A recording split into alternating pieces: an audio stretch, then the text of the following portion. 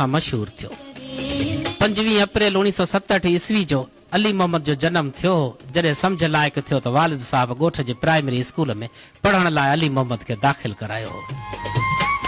अली मोहम्मद 5 दर्जात पास करे वरिता पर वधीक पढ़ी न सघियो ऐं सिंध जो ई मशहूर शाइर कुझु वक़्त ताईं पंहिंजे ॻोठ में पंहिंजे भाउ मोहम्मद यूसुफ वाढे जे थोरनि सां मिठाई जो दुकान हलाए बि पेट गुज़र कंदो हो।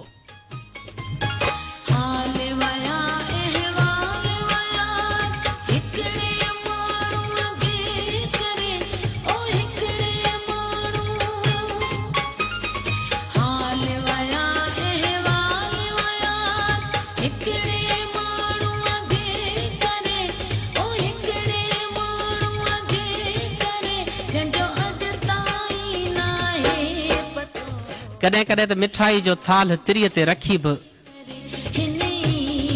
मज़दूरी कंदो हो। रांद रूंद सां नंढे लाकूं को चाह कोन हुअसि। तन्हाई पसंदि हुयो, माचीस वॼाए पियो झुंगारींदो। साकिरे शहर में रहियो, जवानी बि दीवानी हुई। साकिरे जी अड़बंग औरत सां छा त नीह लॻोसि। वचन वाइदा मुलाक़ातुनि जो अखुट जहान हो। जीअण मरण जा कसम ऐं कौल अहिड़ा जहिड़ा संदसि शाइरी में पलटियल पलर जी पालोट। उन सूंह वरनी सां मंगणीअ लाइ बि अली मोहम्मद जा भाउर राज़ी थिया, पर रब चाहे त ख़ुशियूं ॾे, न त लिखिया बण लिखिया करे छॾे। दुआ कर तूं दुखी दिल सां उॾेराई अली मोहम्मद करे मौला ते मेलो, करे मौला ते मेलो। सुरन दिलड़ी सताइया और गमों के न दे दो तूं कई किस्मत जुदाइया। हिकु ॾींहुं अहिड़ो बि आयो जो अली मोहम्मद जो जानी हुन खां हमेशा जे लाइ जुदा थी वियो। ॼण सॼो संसार सुनसान थी वियो हुजे। वरी मिलण जो सवाल ई पैदा न थियण जो उन उधमे जे सदमे मां बि उॾेराई गुज़रियो। न ख़त न पट न कासिद न कबूतर, बसि सिर जी बाज़ी बि सिर सां। शाइरी मथसि ॼण त सावण जो ककर थी उठी हुई।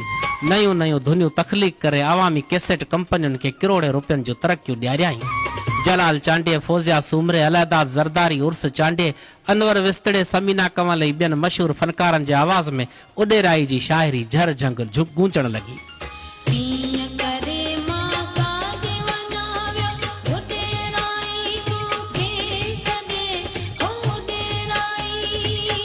उणिवीह सौ 94 ईस्वी में एक्सीडेंट थियसि। पेशानीअ ते धक लॻुसि, फालिज बि थियसि।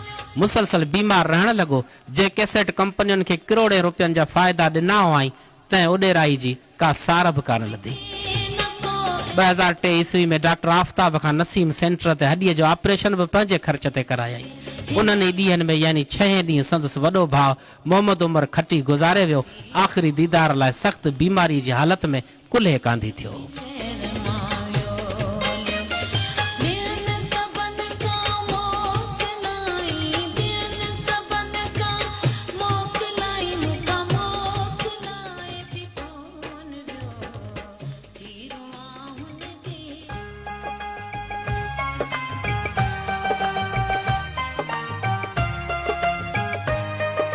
ॿ 2005 ईस्वी में शादी कयाई। ससुई जे माग बंभोर जे भिटुनि भरिसां घारे शहर में वॾे भाउ मोहम्मद यूसुफ जी रिहाइश अख़्तियार कई त अली मोहम्मद बि बाक़ी ज़िंदगीअ जा ॾींहं पंहिंजे बचड़नि सां गॾु गुज़ारिया।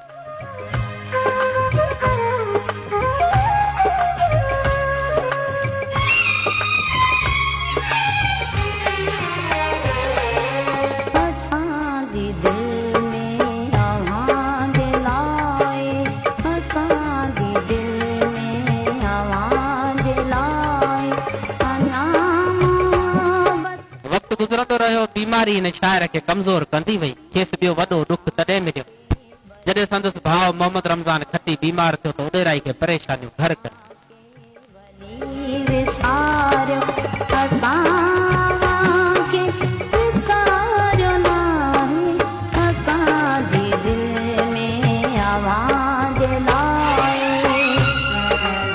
मथां जो अमड़ बीमार थियसि त ही संदी बीमारी विसारे अमड़ जी ॻणती करण लॻो। हिकु शाइर एहसास परवर मथां इश्क जी चोट जी इनायत वरी हिननि ॾुखनि खे त अधमो करे छॾियो।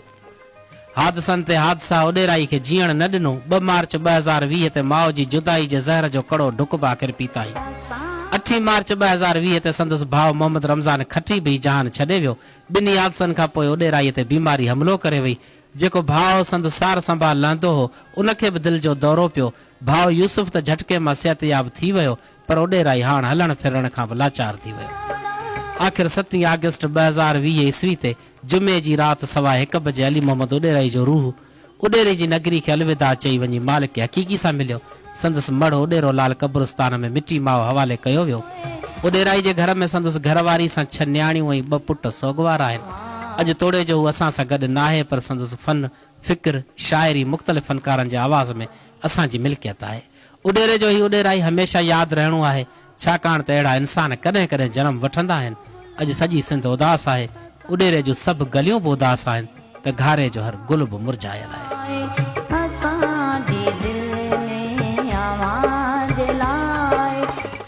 आलम राय जी हीअ तहरीर हुई बुलंदा ख़ान जेका असांजे दोस्त ओमाणी अली मोहम्मद ओॾेराई जे हवाले सां। बिल्कुलु तमामु सुठी तहरीर आलम राय जी ऐं तव्हांजो पढ़ण जो बंदाज़ माशाअल्लाह।